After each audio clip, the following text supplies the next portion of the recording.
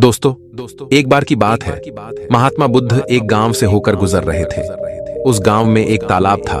महात्मा बुद्ध और उनके सभी शिष्य तालाब के पास आकर रुक गए। तभी वहां पर एक लड़का अपनी मां के साथ पानी भरने आया। उस लड़के की नजर महात्मा बुद्ध पर पड़ी।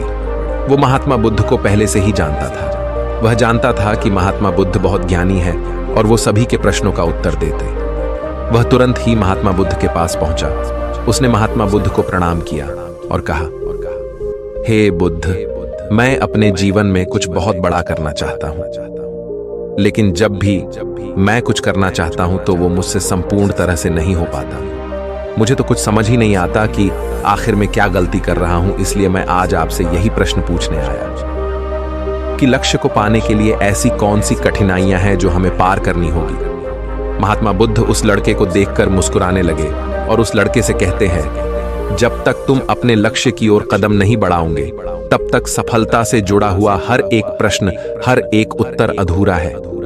महात्मा बुद्ध इतना कहकर अपने सभी शिष्यों के साथ वहां से आगे की ओर चल पड़े। वो लड़का भी अपनी मां के साथ वापस अपने घर लौट आया। अगले दिन जब वो लड़का अपनी मां के साथ वापस उस तालाब पर पानी भरने आया तो उसने देखा कि तालाब में जो कमल की केवल कलियां थी, आज वो पूरी तरह से खिल चुकी है और पूरे के पूरे तालाब में केवल कमल के फूल ही नजर आ रहे। उस लड़के की मां को अपनी आंखों पर यकीन नहीं हो रहा था। उस पर उसकी मां कहती है, बेमौसम इतने सारे फूल एक साथ खिलना, ऐसी घटना तो मैंने आज तक नहीं सुनी। ऐसा अवश्य ही महात्मा बुद्ध के यहाँ पर आने के कारण हुआ है, अर्थात ये उनका ही प्रभाव है। ये सुन वो लड़का सोच में पड़ गया। उसने तुरंत ही तालाब से एक कमल का फूल तोड़ा और मन ही मन ये सोचने लगा, यदि यह महात्मा बुद्ध के प्रभाव के कारण हुआ है तो मुझे अवश्य ही महात्मा बुद्ध से मिलना चाहिए। शायद हो सकता है कि वो मुझे कुछ प्रेरणा देना चाहते हैं। ऐसा सोचते सोचते उस लड़के ने यह भी मन बना लिया कि वह महात्मा बुद्ध से अवश्य मिलेगा। और साथ ही उसके मन में महात्मा बुद्ध की वो आवाज गूंज रही थी कि जब तक तुम लक्ष्य की ओर कदम ही नहीं बढ़ाओगे तब तक सफलता से जुड़ा हर प्रश्न, हर उत्तर अधूरा है। तभी उस लड़के ने वह कमल का फूल एक छोटे से मटके में रख लिया और उसने मन ही मन यह मन बना लिया कि वह महात्मा बुद्ध से मिलकर रहेगा और उसके मन में जो भी प्रश्न है वह उनसे उनके उत्तर जानकर रहेगा। उस लड़के ने तुरंत ही अपनी मां से कहा, मां, मैं महात्मा बुद्ध से मिलने जा रहा हूं। वो अब तक बहुत आगे नहीं निकले होंगे। यदि मैं जल्दी जल्दी चलूंगा तो एक दिन में उन तक पहुंच ही जाऊंगा और फिर एक दो दिन में मिलकर मैं वापस घर लौट आऊंगा। उसकी मां ने उसे समझाने की कोशिश की, लेकिन वो लड़का नहीं माना। वो तुरंत सफर की ओर निकल पड़ा। वो मार्ग पर तेजी से आगे बढ़ रहा था। जल्दी जल्दी चलते हुए उसने बहुत कम समय में अपना गांव पार कर लिया, लेकिन अब इसी कारण वो थकने भी लगा था और उसकी रफ्तार भी धीमी पड़ रही थी। उस लड़के का जोश भी अब खत्म होता जा रहा था। धीरे धीरे चलते चलते वह जंगल के रास्ते आ पहुंचा और जंगल को देखकर उसके मन में एक डर उत्पन्न हुआ। उसने सोचा कि मैंने आज तक कभी जंगल पार नहीं किया है और इस जंगल में तो कई जंगली जानवर भी हैं। यदि मैं रास्ता भटक गया तो मैं महात्मा बुद्ध तक कभी नहीं पहुंच पाऊंगा, और यदि मैं किसी गलत रास्ते पर चला गया तो मुझे कम से कम 2 दिन और लगेंगे महात्मा बुद्ध तक पहुंचने के लिए। और यदि वो मुझसे बहुत आगे निकल गए तो मुझे बाकी रास्ते भी पता नहीं चल पाएंगे और फिर मैं उनसे कभी नहीं मिल पाऊंगा। वो लड़का इसी सोच विचार में पड़ा हुआ था। तभी उसने देखा कि उसी रास्ते से एक घुड़सवार आ रहा था। लड़के ने उस घुड़सवार से कहा, भाई, मुझे जंगल पार करवा दीजिए। मुझे महात्मा बुद्ध से मिलना है। मुझे ये कमल उन्हें देना है। क्या आप मुझे जंगल पार करवा सकते हैं? इस पर सवाल कहता है, बेटा देखो, मैं तुम्हें ले तो नहीं जा सकता, लेकिन मैं तुम्हारी मदद जरूर कर सकता हूं। यदि तुम चाहो तो यह कमल वाला मटका मुझे दे दो, मैं इसे महात्मा बुद्ध तक पहुंचा दूंगा। उस घुड़सवार की यह बात सुनकर वो लड़का एक बार फिर से सोच विचार में पड़ गया और सोचने लगा, यदि मैं पैदल जाऊंगा तो मुझे बहुत समय लग जाएगा और पता नहीं मैं महात्मा बुद्ध तक पहुंच भी पाऊंगा या नहीं। अगर मैं ये कमल वाला मटका घुड़सवार को दे देता हूं तो ये घुड़सवार घोड़े से बहुत जल्दी महात्मा बुद्ध तक पहुंच जाएगा और उन्हें यह कमल जरूर दे देगा। इससे मेरा काम भी आसान हो जाएगा और मेरा काम बहुत जल्द पूरा भी हो जाएगा। काफी कुछ सोच विचार करने के बाद उसने तय किया कि वो ये कमल का फूल उस घुड़सवार को दे देगा। ये सोचकर उस मटके को उस घुड़सवार को थमाने ही वाला था कि तभी उसे याद आया कि इस कमल के पीछे उसका क्या उद्देश्य है, वो किस मकसद से इस कमल को महात्मा बुद्ध के पास ले जा रहा है। तभी उस लड़के के मन में एक और विचार उत्पन्न हुआ, यदि मैं इस कमाल को लेकर महात्मा बुद्ध तक नहीं पहुंचा तो फिर मेरा जो प्रश्न है मैं उनके उत्तर कैसे जान पाऊंगा। और हो सकता है कि मुझे मेरे जीवन में बस ये एक ही मौका मिला है जिसमें मैं महात्मा बुद्ध से मिल सकता हूं और अपने सभी प्रश्नों के उत्तर पा सकता हूं। हो सकता है कि दोबारा मुझे ये अवसर ना मिले, इसलिए मैं ये मटका नहीं दूंगा। मैं इसे स्वयं ही महात्मा बुद्ध तक पहुंच जाऊंगा। काफी कुछ सोच विचार करने के बाद उसने घुड़सवार से कहा, देखिए, ये मटका तो मैं खुद ही उन तक ले जाना चाहता हूं, क्योंकि मेरा उनसे मिलना बहुत जरूरी है। मेरे मन में कई प्रश्न हैं जो मैं उनसे जानना चाहता हूं, इसीलिए यह फूल मैं ही उन्हें दूंगा। इसलिए कृपया करके मुझे जंगल से बाहर निकलने का रास्ता बता दीजिए, मैं स्वयं ही चला जाऊंगा। इस पर उस घुड़सवार ने उस लड़के को जंगल से बाहर जाने का रास्ता बता दिया और उस मार्ग पर आगे की ओर बढ़ चला। वो जल्दी जल्दी मार्ग में आगे बढ़ रहा था और देखते ही देखते शाम का वक्त भी होने आया था। तभी उस लड़के के मन में एक और विचार आया और वो ये सोचने लगा, यदि शाम के वक्त मैं इस जंगल में भटक गया तो मेरा क्या होगा, मैं महात्मा बुद्ध तक कैसे पहुंच पाऊंगा, और अगर मैं उनसे नहीं मिल पाया तो मेरी यात्रा बेकार हो जाएगी। इससे तो अच्छा होता कि मैं उस घुड़सवार को ही ये मटका दे देता, वह उसे महात्मा बुद्ध तक अवश्य पहुंचा देता। मुझे तो घर लौट जाना चाहिए था, यही मेरे लिए बेहतर होता। इस प्रकार उस लड़के के मन में तरह तरह के विचार उत्पन्न हो रहे थे। ऐसा होगा तो क्या होगा, वैसा हो जाएगा तो क्या होगा, यदि मैं भटक गया तो क्या होगा। तभी उस लड़के ने उस कमल की ओर देखा। उस कमल से ही उसे महात्मा बुद्ध की याद आई। महात्मा बुद्ध के चेहरे पर वो असीम शांति थी। उसे महात्मा बुद्ध की वो मुस्कान याद आई। तभी उसके मन में एक और विचार उत्पन्न हुआ, जिनके आने से हमारे तालाब में इस प्रकार अनेक को फूल खिल गए, जिसके साथ होने से हमारे मन को प्रेरणा मिलती है, जिनके चेहरे पर वो असीम शांति है, जिनसे मिलकर मेरा मन शांत हो जाता है। यदि मैं उनसे मिल पाऊं तो मुझे कितना कुछ सीखने को मिलेगा। ऐसा सोचते ही उसके मन में एक बार फिर से महात्मा बुद्ध से मिलने की प्रेरणा जाग उठी और वो निश्चिंत होकर अपने मार्ग में आगे की ओर बढ़ता चला जा रहा था। काफी दूर आगे चलने के बाद जंगल खत्म होने लगा। तब उसने महसूस किया कि जब जब वो अपनी इस यात्रा का उद्देश्य याद करता है, जब ये याद करता है कि वो महात्मा बुद्ध से क्यों मिलना चाहता है, तब तक उसके राह की मुश्किलें कम होने लगती हैं। और यही वास्तविकता है, यही हम सभी के साथ होता है, फिर चाहे वो कोई छात्र हो या फिर व्यापारी। जब जब इंसान खुद पर शक करता है, खुद पर संदेह करता है, तब तक वह रुकावटें बड़ा रूप ले लेती है। और जब हम अपने लक्ष्य को याद रखते हैं, अर्थात अपना उद्देश्य याद रखते हैं, तब तक वो रुकावटें हमारे सामने छोटी पड़ जाती है और हम उसे आसानी से पार करके अपने लक्ष्य की ओर आगे बढ़ चलते। इस पर उस लड़के ने ये महसूस किया कि उसे अपना लक्ष्य याद रखना है, उसे अपना उद्देश्य याद रखना है और छोटे छोटे कदमों से आगे की ओर बढ़ते जाना है। उसके बाद उस लड़के ने सारी चिंताएं छोड़ दी। वह केवल सफर पे आगे की ओर बढ़ता जा रहा था, लेकिन इस बीच वो चलते चलते काफी थक चुका था। और जैसे ही उसने जंगल पार किया, तभी जंगल के ऊपर उसे एक छोटी सी कुटिया नजर आई। वहां पर एक सुंदर स्त्री रहती थी। लड़का काफी थक चुका था और उसे बहुत जोरों की प्यास लगी थी। वो लड़का उस कुटिया में गया। वहां पर उस स्त्री से उसने पानी मांगा। इस बार उस स्त्री ने उस लड़के को पानी पिलाया। तभी वह स्त्री उस लड़के से कहती है, आखिर तुम महात्मा बुद्ध से क्यों मिलना चाहते हो? इस पर वह लड़का कहता है, मेरे मन में कुछ प्रश्न हैं और मैं उन प्रश्नों का उत्तर जानना चाहता हूं, और मेरे पास केवल ये एक ही अवसर है, इसलिए मुझे उनसे मिलना ही है। वह लड़का उसी तरह से अपनी बातें कर ही रहा था। उधर दूसरी तरफ उस स्त्री के मन में उस लड़के के प्रति प्रेम जाग रहा था कि उस लड़के को पसंद करने लगी थी। वो लड़की उस लड़के को रोकना चाहती थी। वो उससे कहती है, आज की रात तुम यहीं रुक जाओ, वैसे भी शाम होने को है और बहुत जल्द रात भी हो जाएगी। ऐसे में तुम कहाँ जाओगे? इससे अच्छा है आज तुम यहीं पर रुक जाओ। आज हमारे बगल में ही शादी है, वहां पर नाच गाना होगा, खाना पीना होगा, बहुत मजा आएगा। इसीलिए आज रात तुम यहीं पर रुक जाओ। उस स्त्री के मुख से यह सुनकर वो लड़का ये समझ चुका था कि ये स्त्री मुझे पसंद करती है और वह बहुत सुंदर भी है।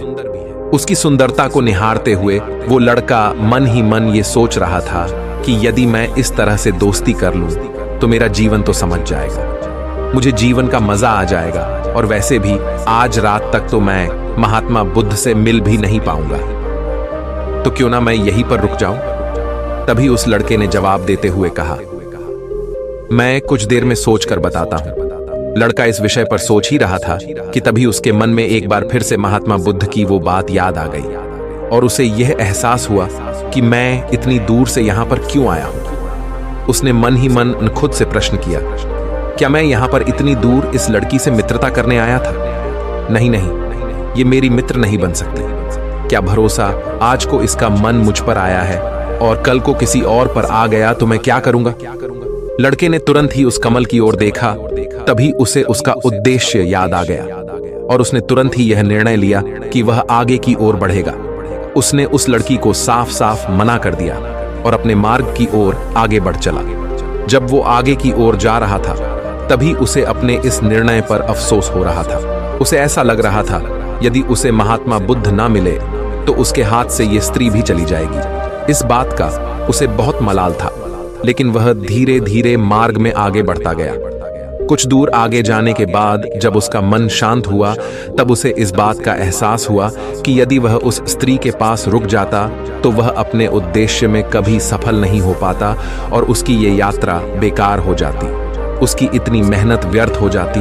और तब उसे एक और चीज का एहसास हुआ कि जो भी व्यक्ति या फिर वस्तु हमें अपने उद्देश्य से भटकाने का प्रयास करे, हमें उससे तुरंत ही दूर हो जाना चाहिए।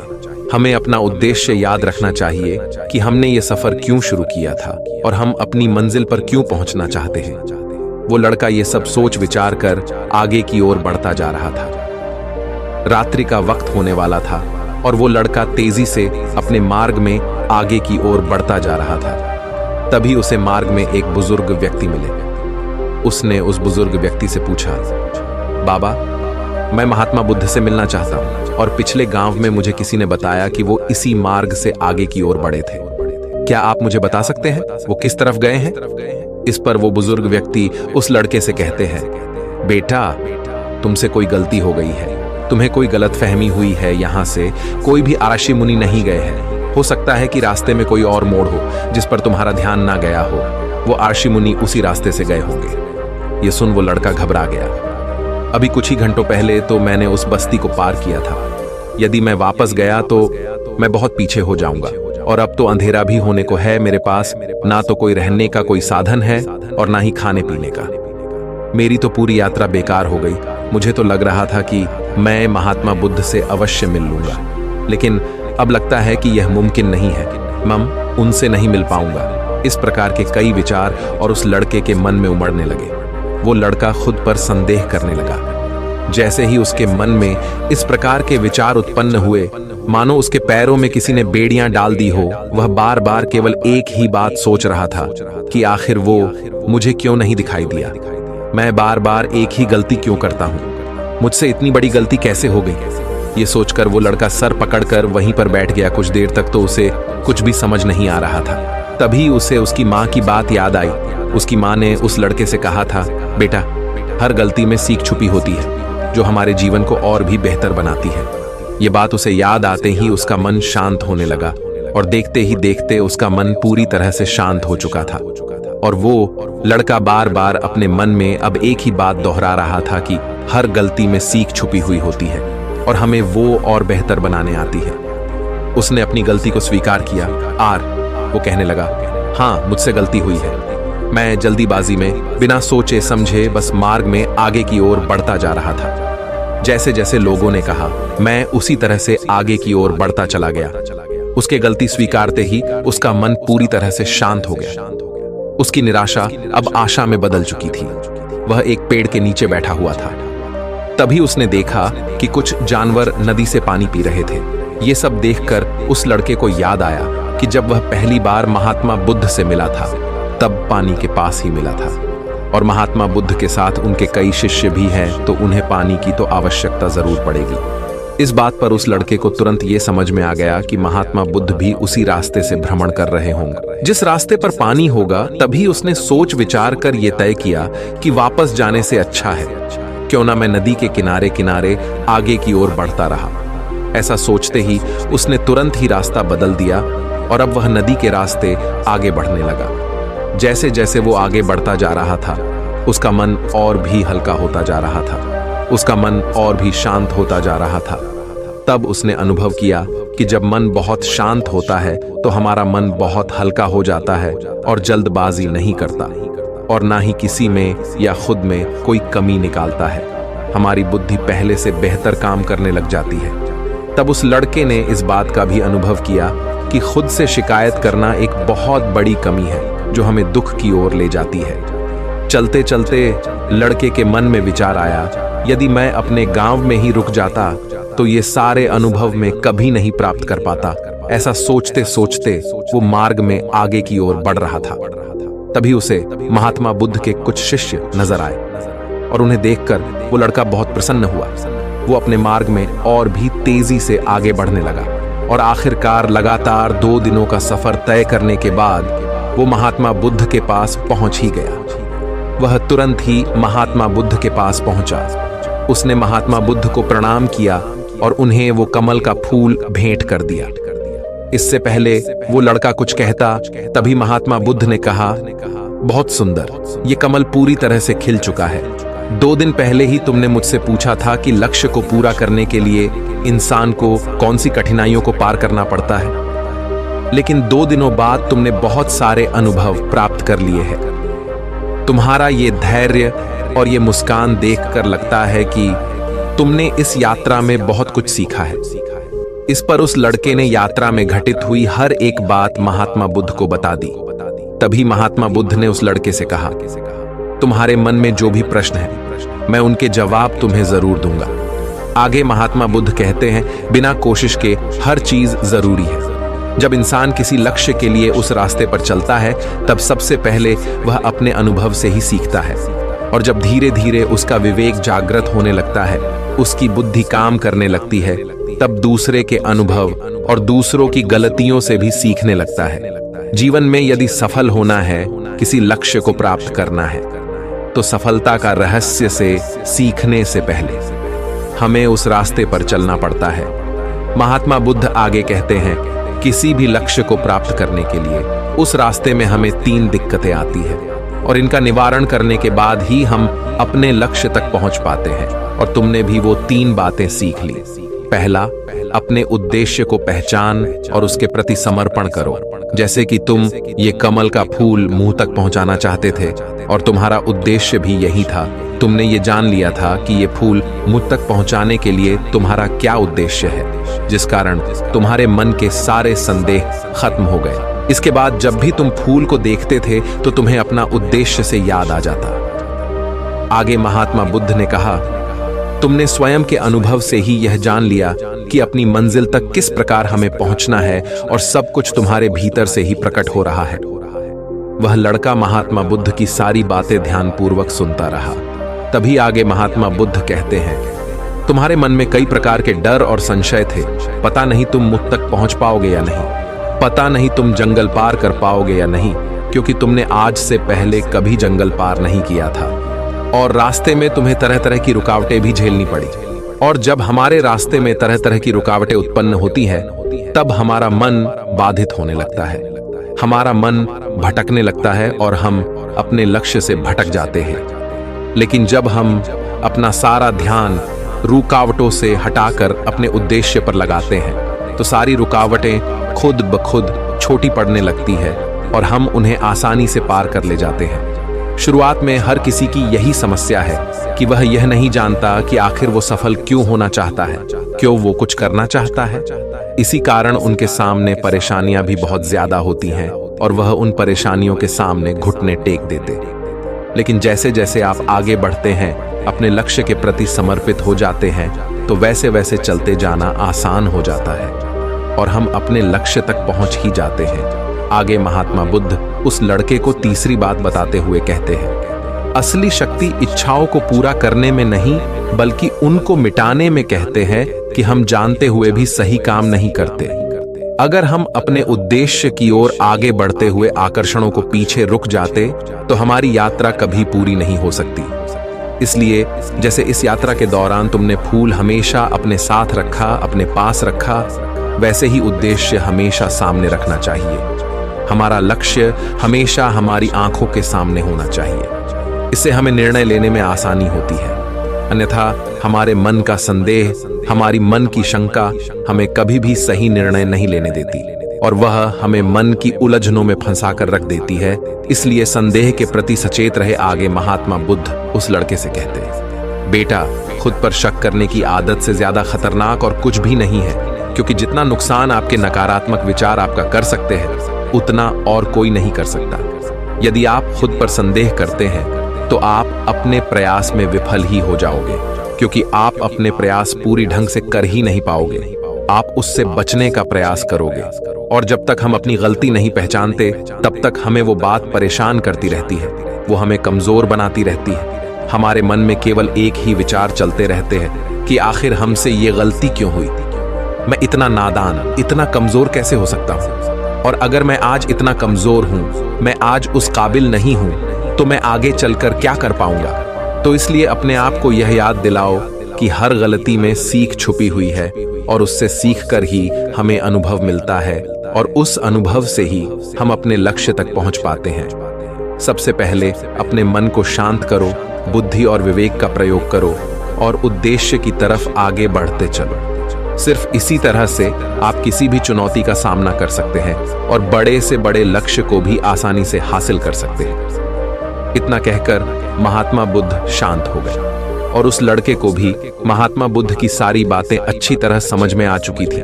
उसे महात्मा बुद्ध को प्रणाम किया और पूरी रात वह उन्हीं के साथ रहा। अगली सुबह वह अपने घर की ओर लौट आए। दोस्तों, आपने आज के इस वीडियो से क्या सीखा वो मुझे आपको कमेंट में जरूर बताएगा। इसी के साथ मुझे उम्मीद है कि आपको आज की वीडियो जरूर पसंद आएगी।